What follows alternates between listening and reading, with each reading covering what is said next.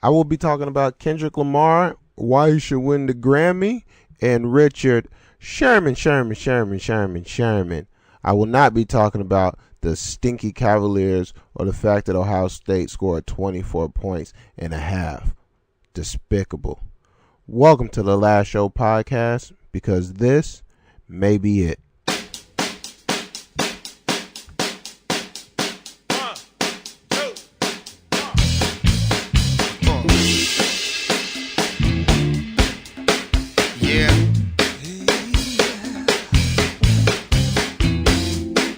Talk to me.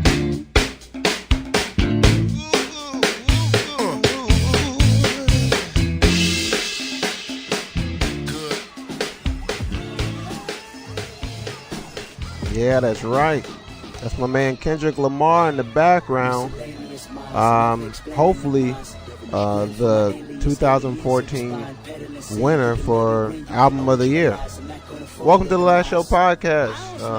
Keep that rolling in the background, DJ. I'm acting like I'm talking to an actual DJ. There is no DJ in the room. As a matter of fact, I'm going to add in the audio after I'm done. So right now, no music is playing. You hear that? It's the mystery, well, not even mystery, but I guess the secret of Adobe Audition. Thanks for listening to the podcast. Might as well start with Kendrick Lamar. I wrote a piece on Comedic Prose this week on Kendrick and the Album of the Year. The Grammys just happens to be my favorite award show. Love music, love the Grammys. And when I seen that Kendrick was nominated as Album of the Year, I was shocked. I just didn't think he would be recognized, even though he put out what could be called almost a flawless album. It's a little bit of fat in it at some points, but almost flawless. Then I seen the people that were nominated in the category he was in. I'm like, oh my god, this is a shoo-in. This is a shoo-in. I haven't felt this confidence since Kanye West was nominated and Ray Charles won. It was like he had died like 3 months before, so of course Ray Charles is gonna win. But Kendrick's album should be the Album of the Year, because it's something that's gonna live on well past this time. Years from now will come back. The other people in the category, Daft Punk, which is fine, Taylor Swift, which I don't have anything crazy to say about her, but she might put me in a song in my career. And then like Sarah Bareilles and Macklemore. Honestly, Macklemore, get off the stage. The clown show is over. The jig is up. You're not good. You're not good. And if that album gets rewarded, it's like Avatar winning the Oscar for Best Movie. It's not actually a movie. It's a fantasy like Fern Gully experience. It's not a movie. But Kendrick's album is a unique piece of art that almost listens like a movie. It's I'm not gonna say it's before its time, but it's something that amplifies, I guess, where he is now. Amplifies not the right word, but it's great.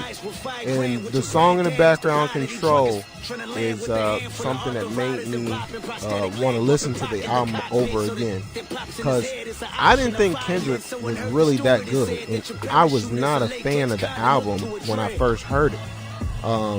And I never plan on listening to it again, and I couldn't understand what people were hearing that I wasn't hearing, but sometimes it's like that, aka Macklemore.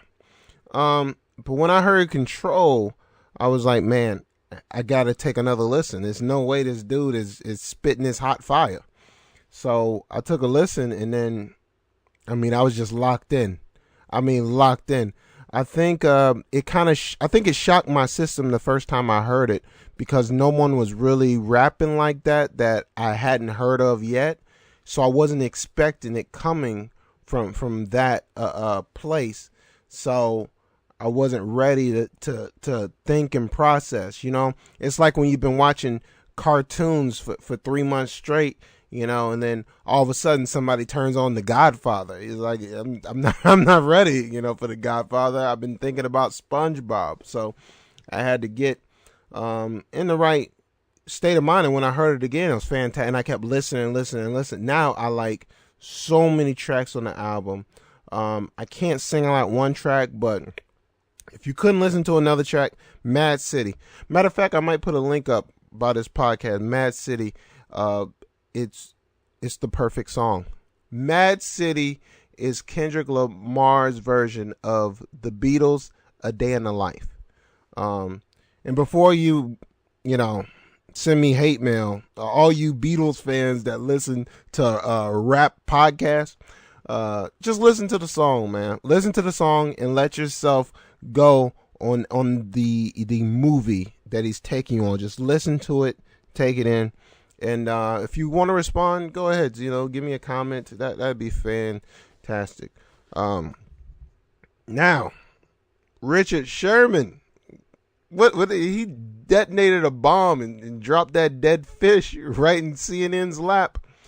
By now, everybody knows my man Sherman. Every time I hear his name, I think of the Nutty Professor. Whenever Sherman Clump was leaving the house, and the mom was like, "Oh, Sherman." And that's what I think about. But Richard Sherman detonated a bomb and shed some light on maybe the way people feel. Two things. Well, not even two things. Well, the first things first, I loved everything he did. I had no problem with one thing he did. I didn't have a problem with him calling out somebody that he thought was a bum. I didn't have a problem with him taunting other players. I didn't have a problem with any of it. And I don't know why anybody would have a problem with what he did, given the venue he was in. I mean, yeah, if he was in traffic and he walked up on somebody's car, yeah, I have a problem. But you're playing football. I seen a dude's ACL get ripped in half on the goal line, and I'm complaining about somebody saying this dude stinks. I'm the best corner in the game. This is why. And people are like, oh, well, you got to respect the game. Oh, respect the game? Really? Respect the game? This dude, people are risking paralysis to play. The least of my worries is some dude talking trash. So I had no, and I happen to love that wrestling element of sports anyways. Like, I would love if everybody did that. Like, if Mean Gene Okerlund just came down and was doing interviews, it'd be fantastic. So I had no problem with what he did. Then there's this weird racial backlash where I feel like people wait in the wings till something happens so they can pounce on and be popular, but then they throw in that race stuff, and yeah, there's still racists out there, and there's still people that want to say racial things, and this is their avenue. The funny thing about Twitter is that people used to always be like, oh, these racist people, oh, they're so anonymous. But Twitter's not anonymous. It's not anonymous. I mean, you might have tough guy typing muscles, but you got a profile picture right next. Is this dude with his wife and his kids? Like, we could find this guy. People are racist and they don't care. So the idea that this problem or this Richard Sherman thing brought that out and like they weren't there before, I mean, you got to get your head out of the sand. It is what it is. The bigger picture is what now? Because everybody gets humbled, and Richard Sherman will be humbled. I don't know if it's this year. I don't know if it's next game. I don't know when, but he will be humbled because eventually somebody comes along that is younger than you, faster than you, and maybe even better than you. So he will be humbled. How he'll deal with that humbling, I don't really know. I know this.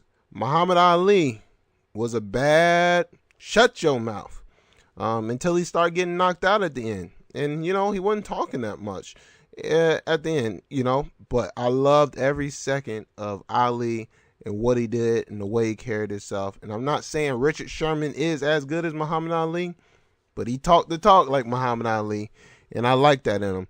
So I will be buying a Richard Sherman t-shirt. You could probably see me at the comedy club with my t-shirt on, rocking the stage. Love Richard Sherman, enjoys everything he do. And Roger Goodell. I heard he made a comment, the commissioner of the NFL, saying he's not a fan of Richard Sherman. But guess what, Roger Goodell? I'm not a fan of you. You want to know why? Because you ain't made a tackle in 25 years. I've never seen you play. No one goes to the game to see you. We go to the game to be entertained. And Richard Sherman was entertained. If this was that part in Gladiator where Maximus stood up and took his helmet off and said, "Are you entertained? Are you entertained?" I'd have said, "Yeah." Now throw some Skittles at him. Let's go. You are a stinky. He's not stinky. But Crabtree's actually a okay player, but I love Richard Sherman, love everything he did. And I am picking the Seahawks to win the Super Bowl because I think they have a better team. I also picked the Carolina Panthers to beat San Francisco, and I picked San Francisco to beat Seattle. So congratulations to the Denver Broncos for being the Super Bowl champion. That's all the show I got this week or this while. This may be the last show, hence the name of the show. So who knows when I may be back, but the podcast is on iTunes. I am seeing some people actually listen to it, and I posted the last one on YouTube, and as long as people listen, I'll keep doing it. So thank you for your support. Feel free to comment. Check out the YouTube page. I posted them up there, and I think I'm going to start doing some creative video stuff on the YouTube page too. Maybe I got some ideas. I'm not going to give them away on this podcast because one of the 100 people that listen might try to take my ideas. Next thing you know, they're famous, and I'm just a dude going at Starbucks, being pissed off, mumbling alone to myself with no underpants on. I don't know why I threw in the underpants. I had thank you for listening to the show. Check out comedicpros.com. See all my writing updates. Go to CourtneyShaneWilliams.com. See where I'm at. Maybe I'll be in your city. Got a show this weekend in Seattle, Washington. If you're out and about, the Comedy Underground, 8:30, Sunday the 26th, which is in 2 days. See you at the show. Check out the YouTube page. Subscribe to the podcast on iTunes. Courtney Shane Williams, The Last Show podcast. It's on iTunes. You can just type in Courtney Shane Williams. And while you're there, hey, buy a track on the CD or just listen to a track. Or, I don't know. Get on Shazam or not Shazam. Shazam, what am I, Gomer Pyle? Look at Spotify, Pandora. Check me out. I'm on there. Thanks for listening to the show. Take it easy.